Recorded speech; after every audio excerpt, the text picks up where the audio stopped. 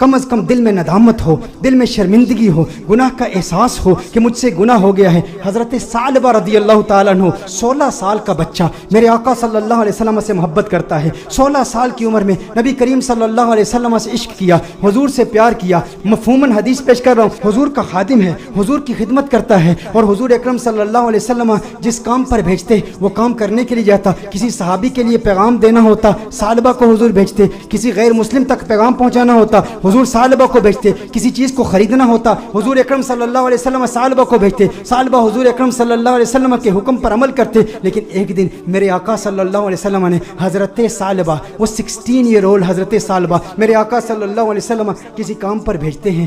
آدھے دن کا کام تھا لیکن بہت وقت ہو گیا، ثعلبہ واپس نہیں آئے۔ ثعلبہ کہاں گئے؟ جب واپس آ رہے تھے تو دیکھا کہ ایک حمام ہے، اس حمام میں ایک عورت نہا رہی ہے، ایک پردہ لٹکا ہوا ہے، ہوا کا تیز جھونکا آتا ہے، پردہ اٹھتا ہے، ان کی نظر اس عورت پر پڑ جاتی ہے۔ ان کے دل میں کچھ رغبت ہوئی، کچھ میلان ہوا، دل میں خیال آیا، ہے ثعلبہ دوسری نظر تو حرام ہے لیکن آج تو نے کیا کیا؟ آج تو نے اس عورت کو دیکھ لیا، یہ عورت نہا رہی تھی، تو نے اس حالت میں دیکھ لیا، تیرا دعویٰ یہ ہے کہ تو حضور اکرم صلی اللہ علیہ وسلم کا غلام ہے۔ اتنی کم عمری میں اللہ جل وعلا نے تجھے اتنا بڑا مقام دیا، اتنی بلندی دی، دنیا تجھے خادم مصطفیٰ کہتی ہے، دنیا تجھے حضور اکرم صلی اللہ علیہ وسلم کا صحابی کہتی ہے، حضور کا خدمت گزار ہو کے اس عورت کو تو نے دیکھا۔ ثعلبہ پر رقت طاری ہو گئی، اس قدر روئے، چہرہ آنسوؤں سے بھیگ گیا۔ ثعلبہ روتے ہوئے اپنے آپ سے یہ کہتے ہیں، ہو نہ ہو میرے آقا صلی اللہ علیہ وسلم پر یہ وحی نازل ہو چکی ہوگی، اللہ نے کلام کیا ہوگا کہ ثعلبہ منافق ہو گیا ہے، حضور اکرم صلی اللہ علیہ وسلم کی خدمت میں رہنے والا،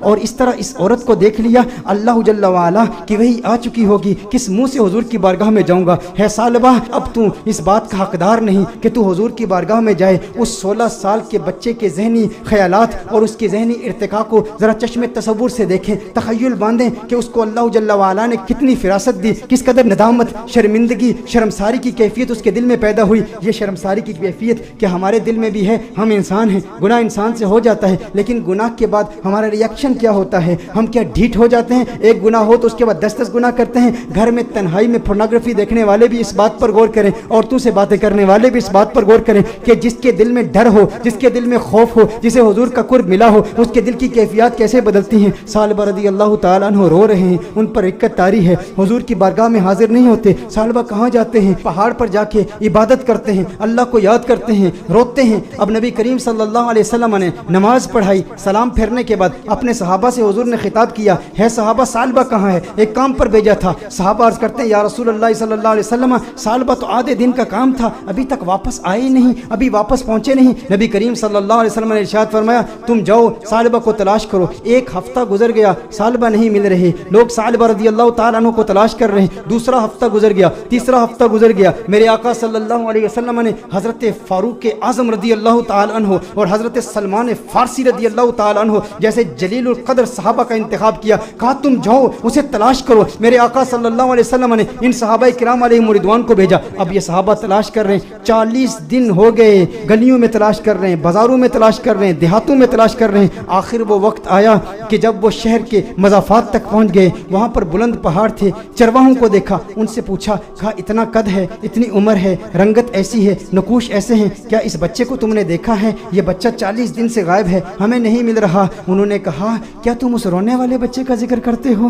وہ جو روتا بہت ہے؟ کہا کیا مطلب؟ کہا اس رونے والے بچے کا ذکر کرتے ہو جس پر ہمیشہ رقت طاری رہتی ہے؟ کہا کیا مطلب، کون سا رونے والا بچہ؟ کہا جو تم نے اس کی ڈسکرپشن بیان کی ہے نا، جب ہم رات کو سوتے ہیں نا تو ان بلند پہاڑوں سے ایک بچے کی رونے کی آوازیں آتی ہیں، اس کی درد بھری آواز ہمارے سینے تک پہنچتی ہے، وہ روتا ہے اور رو رو کے اللہ کو پکارتا ہے، وہ معافیا مانگتا ہے، ہمیں پتہ نہیں اس سے ہوا کیا ہے۔ کہا وہ آپ کے پاس کب آتا ہے؟ کہا ہم چرواہے ہیں، بکریاں چراتے ہیں، کبھی کبھی آ جاتا ہے، بکریوں کا دودھ پیتا ہے اور چلا جاتا ہے۔ فاروق اعظم نے فرمایا کب آئے گا؟ کہا یہ اس کے آنے کا وقت ہے، ابھی آ ہی رہا ہوگا۔ فاروق اعظم رضی اللہ تعالیٰ عنہ، سلمان فارسی رضی اللہ تعالیٰ عنہ علیحدہ ہو کر چھپ جاتے ہیں کہ کہیں ثعلبہ ہی نہ ہو۔ دیکھتے ہیں کہ ثعلبہ آ رہا ہے، ثعلبہ آ رہا ہے تو رو رہا ہے، دودھ پیتا ہے پیالے میں، لیکن پیالے میں دودھ کے ساتھ اس کے आंसू भी गिर रहे हैं। फारूक आजम रदी अल्लाह ताला अन्हु फौरन बाहर आते हैं, सलमान फारसी फौरन बाहर आते हैं, ओ सालबा तुझे क्या हुआ है? सालबा तेरा चेहरा बदल गया, इस कदर नहीफ हो गया, इस कदर कमजोर हो गया। सालबा ने फारूक आजम को देखा, कहा नहीं नहीं मेरे करीब नहीं आना,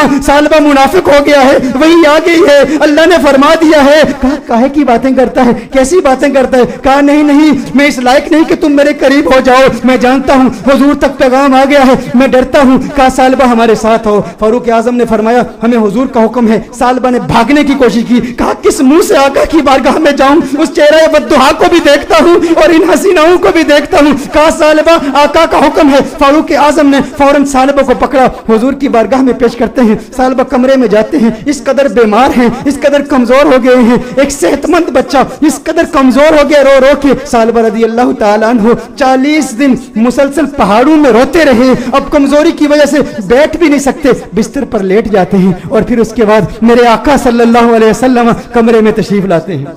नबी करीम सल्लल्लाहु अलैहि वसल्लम जब कमरे में तशरीफ लाते हैं, वो करीम आका हैं, उनकी शान करीमी के क्या कहने, उनकी अजमतों के क्या कहने। चहीते सालबा को देखते हैं तो मेरे आका सल्लल्लाहु अलैहि वसल्लम बिस्तर के करीब तशरीफ लाते हैं, उसके सर को उठाते हैं, अपनी गोद में रखते हैं। अरे क्या किस्मत है उस सहाबी की। मैं कहता हूँ दोस्तों गुनाह हो जाए लेकिन गुनाह के बाद भी शर्मिंदगी भी ऐसी हो, गुनाह हो जाए फिर गुनाह के बाद नदामत भी ऐसी हो, गुनाह हो जाए लेकिन गुनाह के बाद अपने नफ्स को सजा का सिलसिला भी ऐसा हो, और फिर जब अल्लाह तौबा कबूल करता है ना तो फिर किस्मत उरूज पे होती है, फिर उसके मुकद्दर यूं झांकते हैं, अल्लाह ऐसा करम फरमाता है कि उसे फिर आका की गोद नसीब होती है। मेरे आका इरशाद फरमाते हैं सालबा आंखें खोलो। सालबा आंखें खोलते हैं, कहते हैं या रसूल अल्लाह, आका मैं गुनहगार, मैं सियाकार, आका मुझे आपकी गोद मिली, मैं इसके इस काबिल कहां? आका मुझे पता है वही आ गई है, मुझे पता है आयत आ गई है, आपको बता दिया गया है कि सालबा मुनाफिक हो गया। या रसूल अल्लाह सल्लल्लाहु अलैहि वसल्लम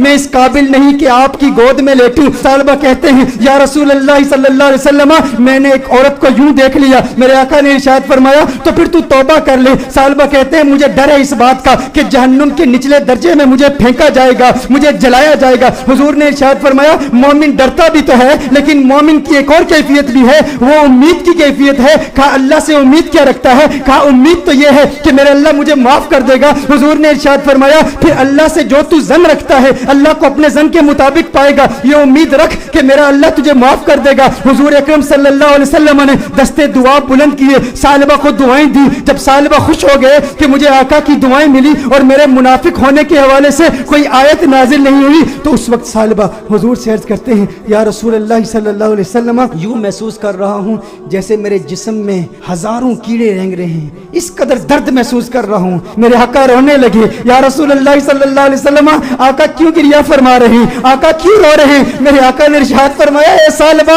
तेरी मौत का वक्त आ गया है, मलकुल मौत आ रहे हैं, तेरे जाने का वक्त आ गया है। सालबा ने देखा अरे मुकद्दर वाला है वो जिसकी मौत आका की गोद में हो, काश यूं मौत आए मेरे हम नशी नजाका और हो जाए मंजर हसी, काश यूं मौत आए मेरे हम नशी नजाका और हो जाए मंजर हसी, वो उधर अपनी जुल्फे सवारा करे और इधर दम हमारा निकलता रहे। अरे कैसा किस्मत वाला है, आका की गोद में सालबा की मौत वाक़े हो गई, सालबा की रूह कफ़स-ए उनसरी से परवाज कर गई। मेरे दोस्तों यही पैगाम है, अगर चाहते हो आका का करम मिले तो आज मिलाद की महफिल का ये पैगाम ले जाओ कि गम का एक सबब गुनाह भी है, अगर तुम गुनाहों से तौबा करोगे डिप्रेशन खत्म हो जाएगी, हुजूर का प्यार मिलेगा, हुजूर की मोहब्बत मिलेगी, हुजूर का इश्क मिलेगा। वालिदैन को वक्त दो, अपने बच्चों को वक्त दो, नमाजों में इस्तिकामत हासिल करो, गुनाह जो किए उनसे तौबा करो, जो नमाजें कज़ा की हैं, जो रोजे कज़ा किए हैं उनकी कज़ा उमरी करो,